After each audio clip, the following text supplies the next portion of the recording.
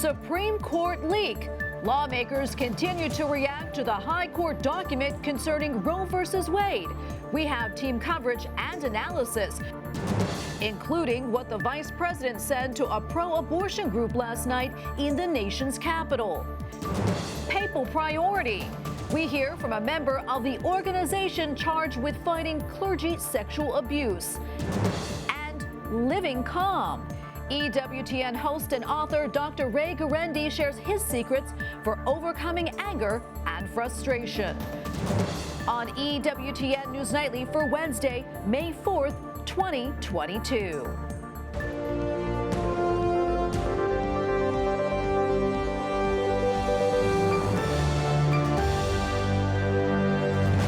Thank you so much for being with us tonight on this Feast of St. Florian. I'm Tracy Sable. Well, we are getting reaction tonight to the Supreme Court leak from the United States Conference of Catholic Bishops. In a statement, Archbishop William Lori, the chairman of the Bishop Committee on Pro-Life Activities, writes in part, the leak reminds us of the urgent need for prayer and action at this pivotal moment in our country. The Archbishop of Baltimore adds, as Catholics, we care about every unborn child and every mother. Our church has consistently witnessed in word and deed that life begins at the moment of conception. He continues, we hope and pray for a change in our laws and stand ready to help all pregnant women in need in each of our communities. And since Monday night's leak, the finger pointing on Capitol Hill has intensified. Democrats are vowing to take action if Roe v. Wade is overturned. Meanwhile, Republicans say the leak has jeopardized the integrity of the court. Capitol Hill correspondent Eric Rosales begins our team coverage from outside of the nation's highest court. Eric. Well, Tracy, emotions are certainly running high inside the halls of Congress as the protests continue outside the nation's highest court. There are really two issues at stake here, one of which is the decision in the case itself and also the investigation into the leak. Democrats claim if the decision is in fact holding up and will be true, then it will put the lives of women, endanger their lives throughout the nation. It's not going to fall hardest on well-to-do women. They can afford to get on a plane and go to another state where abortion is legal. They can afford to leave the country. Who this is going to fall hardest on is going to be on poor women. Be prepared, because this culture war is going to take us beyond abortion. It's going to take us into family planning, the rights of those who are LGBTQ, and certainly gay marriage. Democrats say Republicans will pay at the ballot box if the Supreme Court overturns Roe.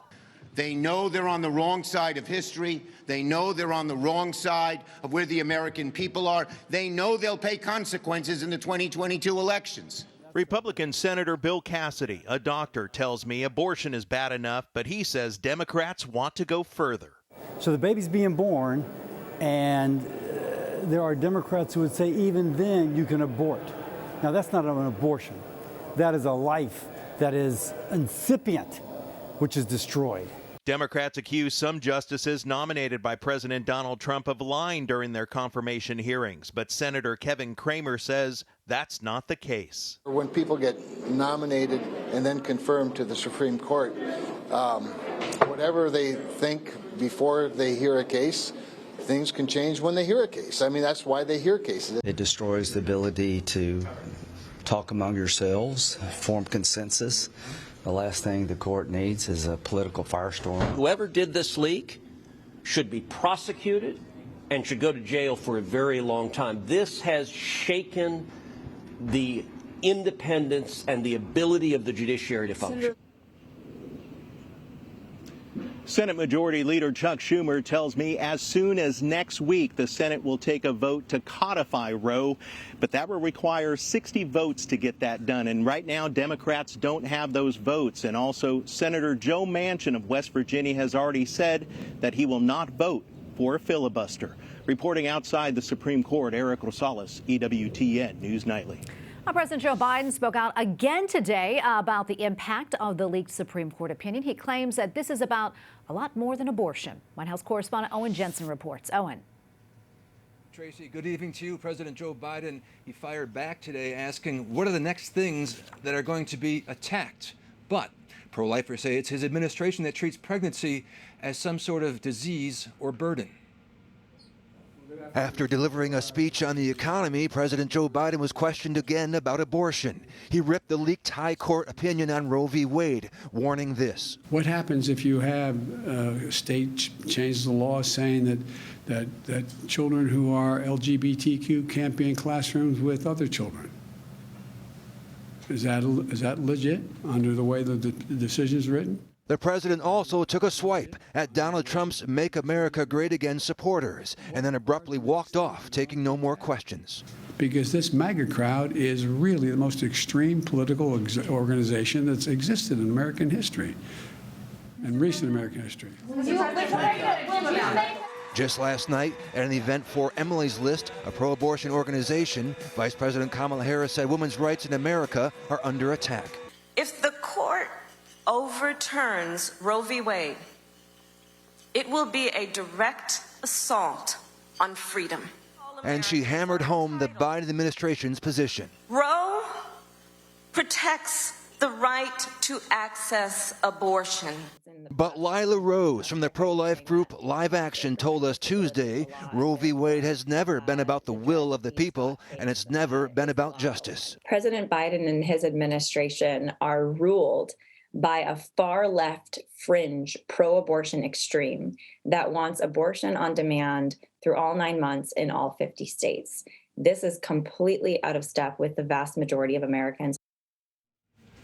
And earlier today, the GOP tweeted the Republican Party will continue to stand for the sanctity of life, speak up for the unborn, and help vulnerable mothers.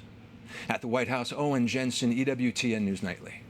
And joining us now to discuss is Charmaine Yoest, conservative strategist and former president and CEO of Americans United for Life, and Sarah Parshall Perry, senior legal fellow at the Heritage Foundation. Thank you both for being here. We appreciate it. Sarah, I want to start with you. As we just heard in Owen's report, President Biden is suggesting that the leaked Supreme Court opinion isn't just about abortion and that it could have a negative impact on people in other ways. I'd like to get your thoughts on that.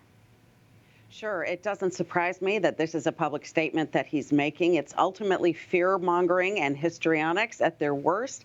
And in fact, the draft opinion itself, written by Justice Alito, limited the holding of the case, the potential holding of the case, strictly to the abortion issue and would not impact any other rights emanating from the Constitution. In fact, specifically in Roe versus Wade, the Supreme Court recognized that abortion was fundamentally different from other privacy rights, specifically because it involved the termination of a human life. Justice Alito echoed that opinion in the draft opinion, again, saying abortion is unique and unlike any other right because it involves termination of a human life. So not only is it unlikely, I would say that it's very much in keeping with what we're going to see in increasing numbers heading into the midterm season.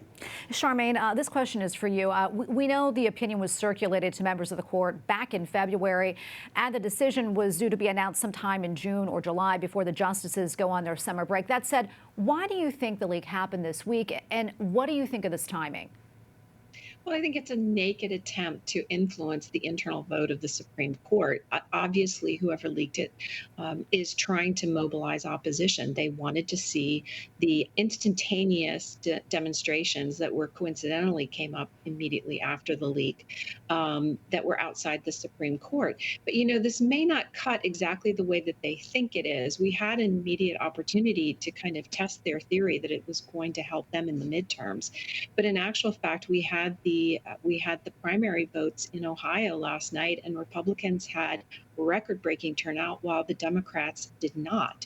So, you know, maybe that's a little too early to connect to this decision, but it was an opportunity to test this theory that this was going to mobilize people to vote.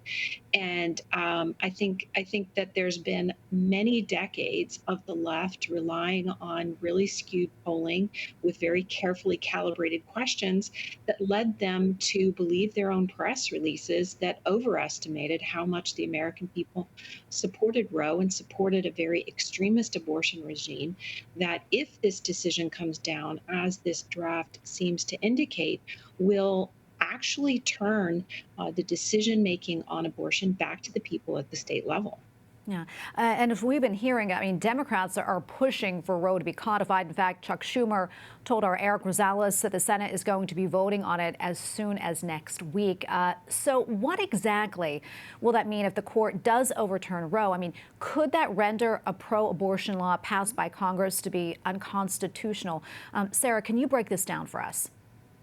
Yes, absolutely. It could indeed. And in fact, I don't know how one legislates on a right that the Supreme Court has already claimed does not exist in the Constitution. So the attempt to legislate at the federal level, something that is better left to the states, and which it looks like the Supreme Court is going to leave to the states, is not likely to pass constitutional muster. Beyond that, it is clear that the Democrats don't have the votes to overcome the filibuster, which they would absolutely need to do in order to get a piece of legislation like this passed. But what we're going to see in return is ultimately a state level initiative to push bills that ultimately protect life. We've seen them in increasing numbers, and 26 states are most likely to outlaw or severely restrict abortion, which is precisely the way the 10th Amendment to the Constitution and our system of federalism ought to work. And Charmaine, on Monday, 3 major abortion advocacy groups, including Planned Parenthood, announced that they'll be spending $150 million on the midterm elections to help, as they say, safeguard access to abortion. I'd like to get your reaction to that. Well, of course they are, and they're really trying to gin up as much histrionics and hysteria over this potential decision as they possibly can. That's why you see the president making statements that are making kind of wild allegations about, throwing the kitchen sink in about how this could affect this, that, and the other thing.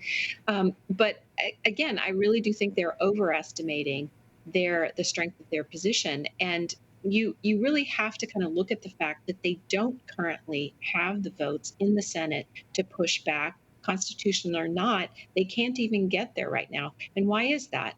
Abortion has been on the ballot at the state level, in Congress, in the Senate, in the White House for decades now. And the truth of the matter is, despite the fact that they like to characterize Roe and the current abortion regime as quote unquote settled law, it is anything but settled, given the fact that the pro-life movement has continued to pass legislation at the state level to bring it to the court, and to bring it to this level indicates that the American people really do want to see a change. That's the beauty of our system, is that by working at the grassroots level and actually voting, you can bring about change. And we have probably about 30 seconds left or so. But Charmaine, any final thoughts? Well, I think that it's going to, we do still need to wait and see how it comes out, but it's going to be a really dramatic decision. And I really do think that the pro-life sentiment is going to prevail. And Sarah, how about you? Well, I would say we're going to see an increase in inflammatory rhetoric going into the midterms, which my guess is precisely the design behind this early leak. And we'll see calls for everything from court packing to judicial codes of ethics. But ultimately, I think, as Charmaine said, this is going to be a conversation for the states. And the people have already made abundantly clear that they are interested most in protecting a culture of life. Okay, we're going to leave it right there. Thank you both so much for being here with us today. We appreciate it. And as we just heard, author J.D. Vance is the big winner in Ohio's crucial Republican Senate primary.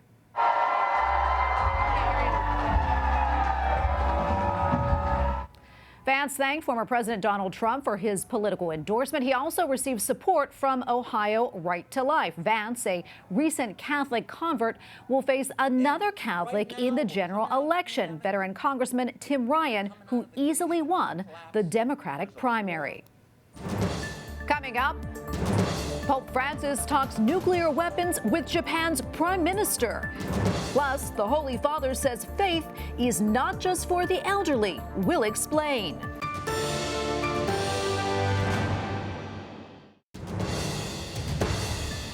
Japan's newly elected prime minister and Pope Francis agree upon a world free of nuclear weapons. Fumio Kishida met with the Holy Father today. The Vatican says the Pope is concerned about nuclear-armed Russia at war in Ukraine. Japan worries about neighboring North Korea, which has tested another missile as part of its own nuclear ambitions. Meantime, Pope Francis says that faith is not just something for old people. Che la fede è una spiritualità, non una pratica.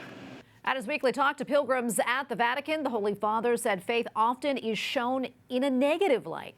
In reality, trusting in our Lord is something to be proud of because it changes lives and purifies minds. Pope Francis also apologized for sitting down throughout the gathering. He says his knee remains painful, but is likely to feel better soon. The Holy Father is also continuing his calls for more accountability regarding clergy sexual abuse. He recently met with the Vatican group charged with protecting minors. EWTN Vatican Bureau Chief Andreas Thonhauser sat down with one of the members of that group earlier today. We're here right next to St. Peter's with Emer McCarthy, project manager for the Pontifical Commission for the Protection of Minors that has now or will be soon a part of the Congregation for the Doctrine of Faith, which will then be named Dicastery for the Doctrine of Faith. Emer, you're working with survivors, with victims of abuse within the church. Can you tell us a little bit more this new structure? How will this help your work? Well, I think the Holy Father, when he received us at the end of our plenary a few days ago, in his address outlined how he sees us fitting into the Congregation for the Doctrine of the Faith and how he sees the work and life of the Commission going forward. He very much underscored the fact that we are an independent commission. We keep our independence. We have our own president. We report directly to the Holy Father. But he also wanted to put us in the Congregation for the Doctrine of the Faith because he sees the issue of the discipline and the issue of a proactive safeguarding agenda as being complementary. I think that over the last 7 years, this journey that we've been on together with the Holy Father and with the Church Universal in really listening, studying and building policy in development for safeguarding of and the protection of minors in our church has taught us one thing, that the abuse of a person in our church, a child or a vulnerable adult, is not only an attack and a crime on that person, but it's also an attack on our faith. We are a faith that proclaims love, and therefore I think putting us together with this disciplinary section says that we are going to have a proactive agenda in the church in this one area. Another interesting part of that discourse to our members on Friday was that he outlined 3 criteria. He said he wanted us to help ensure that the church was a safe place, a place of healing, and a trustworthy place. And then he also gave us the tools, the instruments that he sees going forward to help us implement these criteria. So obviously the Holy Father also in the audience that you had with him made clear that this is very close to his heart, very important for him. Would you say that is something that is true for the rest of the church as well? We are a universal church. We are diverse, and we are in diverse nations, and we are part of diverse cultures. Not every culture is at the same level of understanding or awareness of this issue. Therefore, to say that there is a uniform response and we're all at the same level would be misleading. We know that there are some proactive churches, such as the United States, who are very, very ahead on this game, and there are other churches who are only really arriving now at the table and understanding now what it means to develop a safeguarding policy, what it means to implement it, and all those structures within their national church that actually take care of children or have vulnerable adults within it, and they're then to verify it. We're there to help them. We're there to help them through the departments here at the Roman Curia who are at the service of the local church by working together in a collaborative spirit. So it's not uniform, no, and there is a lot of work to be done still. Emer, allow me also a personal question. You are engaging with survivors, with victims of abuse. How do you manage to keep your personal faith in humanity, in the church, in faith itself? Well, I'm not going to lie to you. There are days where it's very, very hard, but I have to say it's the endurance, the pursuit of truth, of the men and women survivors and victims who've had the courage, I mean the unbelievable courage, to come forward against all odds and share their story until we, the church, had to wake up and realize that they are actually our heroes. It's these men and women, the love a lot of them still have for the church, who hold on to their faith, which is still such a central part of their lives. Makes me understand that, in a way, for me, this is God working through them to help us purify our church. Emer McCarthy, thank you so much for being with us. Thank you for your work at the Pontifical Commission for the Protection of Minors. Up next, turn life's frustrations into living calm. EWTN's Dr. Ray Guarendi tells us how.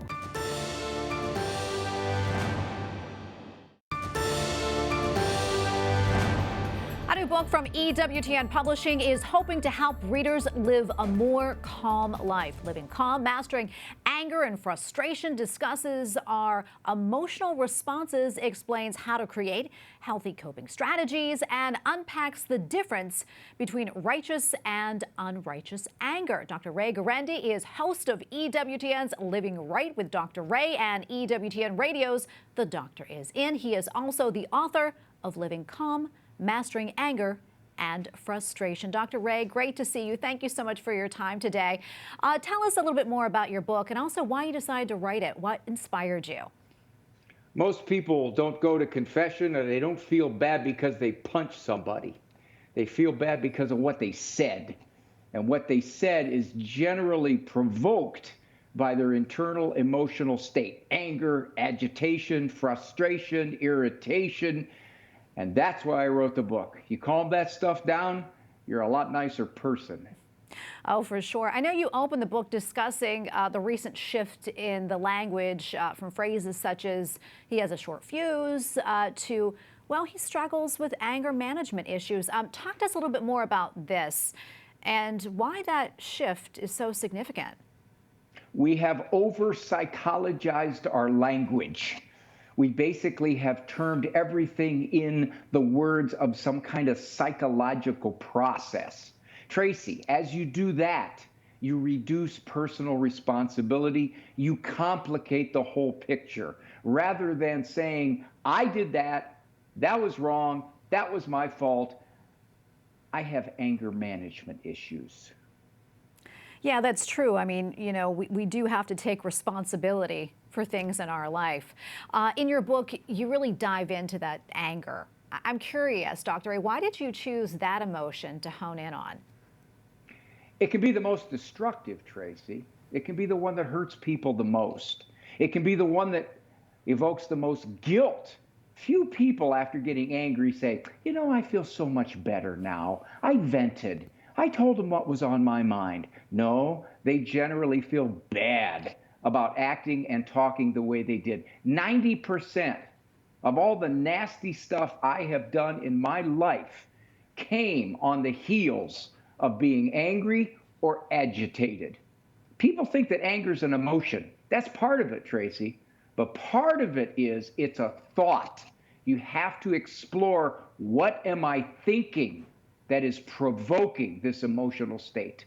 Yeah, and you know, jumping off of that, Dr. Ray, I mean, what are some of the strategies that maybe, you know, we can employ when we're feeling angry or frustrated?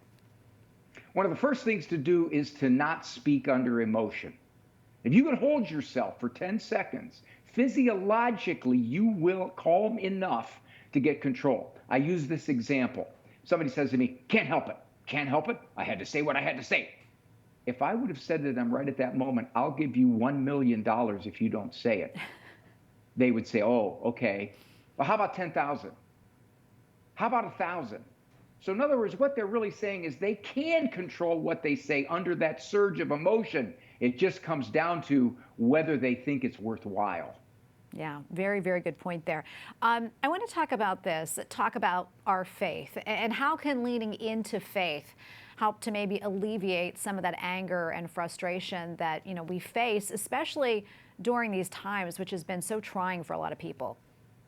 If you don't have faith, it is very hard to want to grow. Why would I, Tracy? If I don't have the discipleship of the God-man, if I don't say I want to follow him and I want to improve myself and I don't want to act on my emotions towards others, then I can fall back on, well, that's me. You know, I had a right to do that. Most people in that situation would do that, wouldn't they? I didn't say anything that anybody else wouldn't say. What tends to happen is, without the desire to improve for our Lord's sake, it's easy to stay exactly as you are. And research says that. Personality can be very stable if you let it. Dr. Ray, we have maybe 30 seconds left, but before I let you go, what are maybe some of the takeaways that you hope readers will gain from reading your book, and any tips for folks?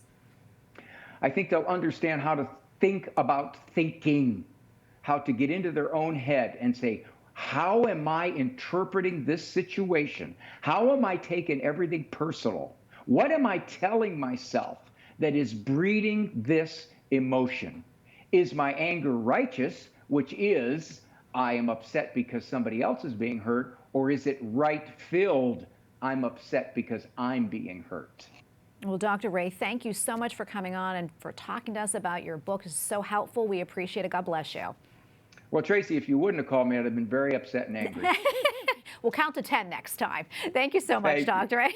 Bye.